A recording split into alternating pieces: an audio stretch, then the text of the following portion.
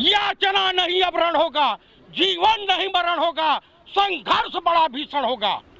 अच्छा ये बताइए, वो कलाकार हैं, नर्तकी हैं, वो क्या कब कहेंगी? वो भी इनका एक फिल्मी ड्रामा है, वो भी संसद भवन की अंग है।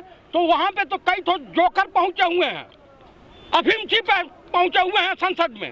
तो क्या उनको भी हम सांसद मान लें? उनको पंडित नेहरू को बात दे दें, उनको इंदिरा जी को बात दे दें। हेमा मालिनी इंदिरा गांधी हो सकती है क्या? तो आप बताइए, ऐसे तमाम जोकर टाइप के जुमलेबाज फुमलेबाज आते हैं और जाते हैं। ऐसे लोगों का जवाब देने के लिए मैं नहीं हूँ।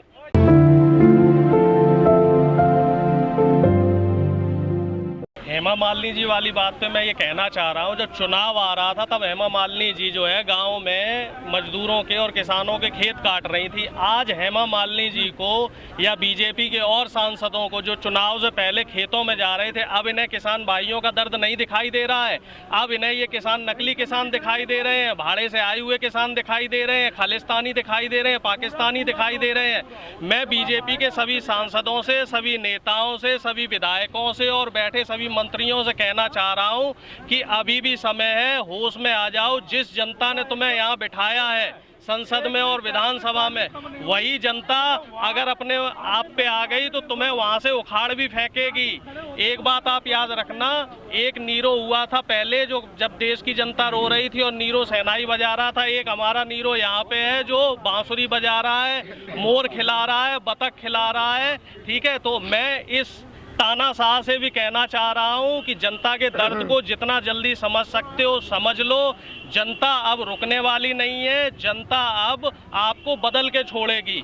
देखिए, हमारे अन्नदाता के बीच में, हमारे किसानों की मांगों के बीच में सुप्रीम कोर्ट होता कौन है इस आंदोलन में?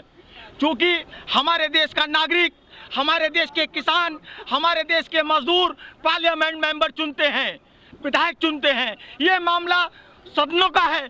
क्यों नहीं सरकार, क्यों नहीं लोकसभा अध्यक्ष, क्यों नहीं राष्ट्रपति महोदय महामहिम आपातकालीन सत्र बुलाते हैं और सत्र बुलाकर इन तीनों कानूनों को रद्द करते हैं? सुप्रीम कोर्ट होता कौन है कि जनता और लोकसभा और जनता के बीच में?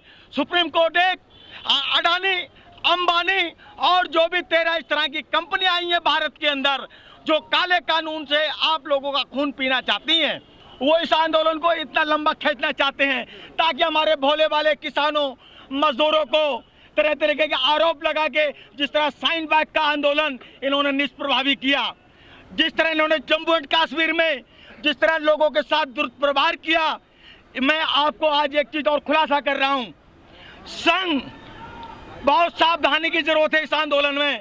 संघ कुछ भी अनहोनी करा सकता है आप लोगों के बीच में। जिस तरह जम्मू एंड कश्मीर में सेना की वर्दी पहनकर माँ बहन बेटियों के साथ बलात्कार लूट की है। 2016 में इन्होंने अलॉटमेंट कर दिया अडानी एग्री लॉजिस्टिक्स लिमिटेड के नाम पर। 2016 में एग्रीमेंट कर चुके हैं। अब 2017 में जो कंपनी बनी है उसका 1 साल पहले एग्रीमेंट कर चुके हैं, उसको करार कर चुके हैं कि 30 साल तक उसको पर्यटन स्टोरेज की गारंटी दे चुकी है सरकार। ये लिखित में अडानी की वेबसाइट के वो बता रहा हूँ मैं आपको डॉक्यूमेंट्स, उनको लिखित में 30 साल की गारंटी दे चुकी है। 1340 रुपये 95 पैसे पर टन की गारंटी रखने की। अब किसान हमारा लड़ रहा है गारंटी के लिए।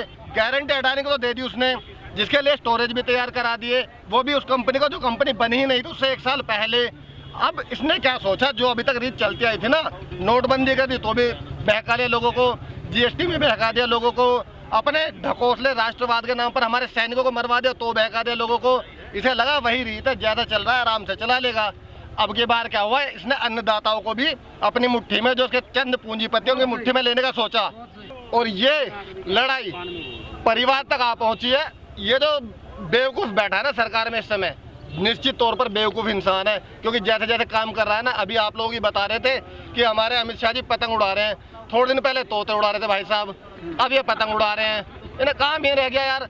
अभी जब किसान धरने पर बैठे थे और डीजे सुन रहा था बनारस में, जब किसान यहाँ पर बैठे हुए थे, एक भाई साहब हैदराबाद में वोट मांग रहे थे। अरे नीच निकम्बो और नकारा लोगों की सरकार भरी पड़ी है, बेशरम है, इन्हें शर्म नाम की चीज का नहीं पता। लेकिन ये मैं पक्का बता रहा हूँ, इस आंदोलन को जितना हल्का ले रहे हैं ना, इस सरकार की नींव हिलेगी भैया इस आंदोलन से। उत्तर प्रदेश की सरकार और देश की सरकार किसानों का शोषण कर रही है। उस यहाँ के जो बीजेपी के नेता हैं वो बच्चों का शोषण कर रहे हैं और हमारे देश के नेता पतंग उड़ाने में लगे हैं। आज ये किसान एक एक घूंट खून के रो रहा है। आज यहाँ ठंड में अपने बच्चों को लेके बैठा है और जो हमारे 60 भाई यहाँ शहीद हो गए हैं, कोर्ट को पहले उनका संज्ञान लेना चाहिए। कोर्ट को हम जिंदों की फिक्र नहीं करनी चाहिए।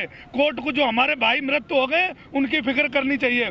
कोर्ट को हम लड़ने वाले लोग हैं, आज़ादी के टाइम लड़े, हमेशा लड़े और इस सरकार से भी लड़ेंगे।